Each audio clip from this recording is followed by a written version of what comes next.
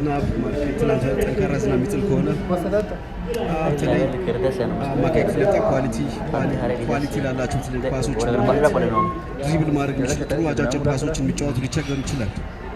ፌዴሪኮ ኖሰ ጥሩ ተሻጋሪ ኳስ ምናልባት ጥሩ ዕድል ፍቅረ ኢየሱስ ጎል!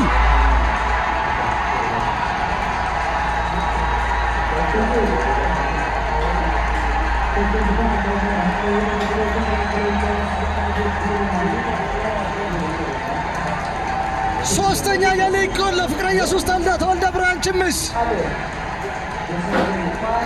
ሁልጊዜም ቢሆን በትክክለኛው ሰዓት ትክክለኛው ቦታ ላይ ይገኛል ፍቅረ ኢየሱስ።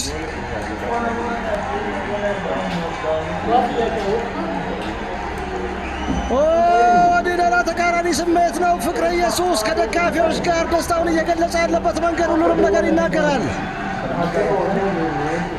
አሰላ አስደናቂ አትሌቶችንም ብቻም ሳይሆን አስደናቂ ተጫዋቾችን እንደምታፈራ ፍቅረ ኢየሱስ ተወልደ ብርሃን ችምስ በትክክል ማሳያ ነው።